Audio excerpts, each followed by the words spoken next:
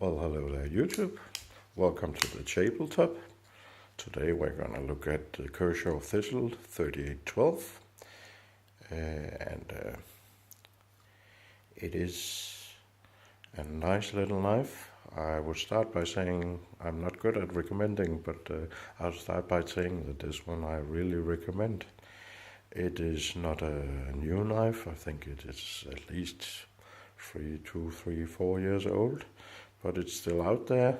And what is nice about it is that you can get this little budget beater for maybe $15-16 in the US. Quite a lot more expensive in Europe, but yeah, I guess that's just the way it is. Now, what makes this little knife stand out among a lot of other little budget beaters is of course the button lock, which I'll return to in a little while. Just to give you the quick stats on this one, we are looking at 8.3 centimeter blade length, which is 3¼ inch, and the handle material is GFN, glass filled nylon, and well, a nice blade with a big belly, some studs opening, and just to return to the stats, it weighs 150 grams or 4 ounces. Now, what makes this knife stand out, as I said, is the button lock. My impression is that there are, of course, some button locks out there, but they are not so common. On this knife, it is very dominant. My collection is admittedly not very big, but still I only managed to get 2 button locks out, and one is the real steel Griffin, the other one is the Titech 2 Tanto, and they kind of have the same locking mechanism, which is up here. There's a lock that goes in and blocks the blade, and this makes for a blade that actually just drops freely, which is kind of nice. This one does the same, but don't get your fingers in the way. This one is a different principle, and I think I'll try to show you close up if I can.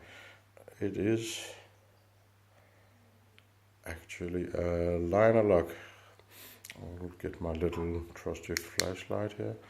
If you look inside this knife, you'll see there's actually a liner in here, and when I press the button, the liner is released. This, of course, is a completely different system, and I don't know if it's by design. Oh, sorry.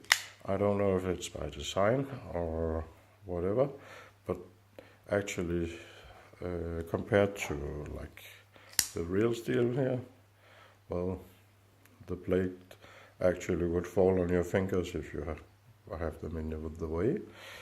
But in this one, the thistle, when you hold the button, well, the blade stops there.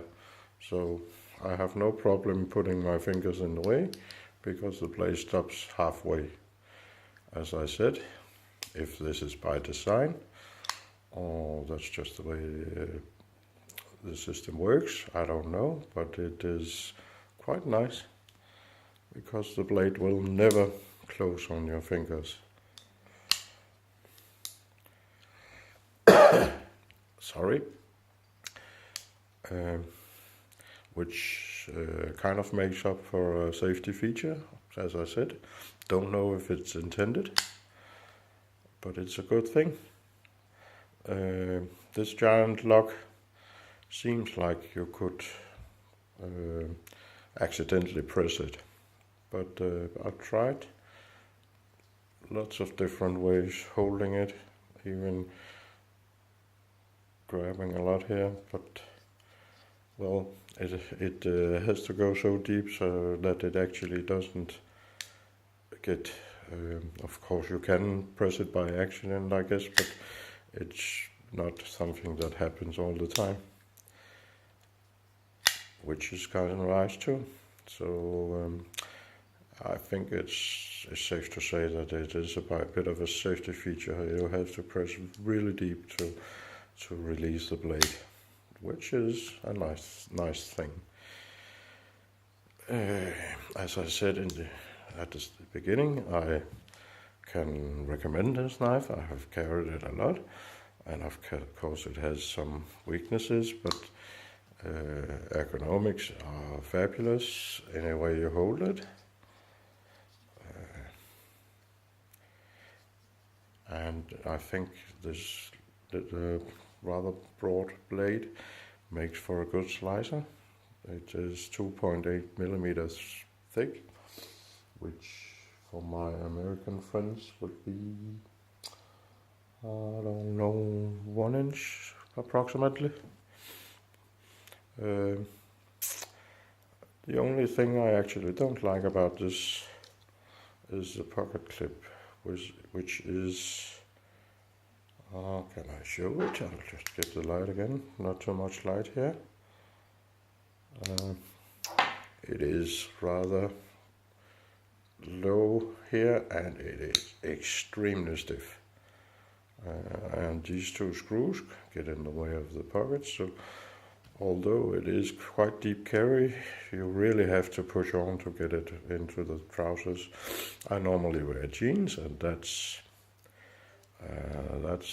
not easy to get the knife or to use the clip there. Otherwise, action quite smooth. It's not one to fall shut, also because of that lock I told you about, but it's getting there. I carried it quite a lot, and I'm quite satisfied with it. And at $15, my American friends, you just can't go wrong. I know it's a lot more expensive in Europe, where it's not talking about perhaps $30 or euro, same amount. But I just looked at some US dealers, $15. That's a good deal. I liked it a lot. I like this knife a lot. So I can highly recommend it. This was a little short review of this knife. I wish you a very nice evening. Bye bye.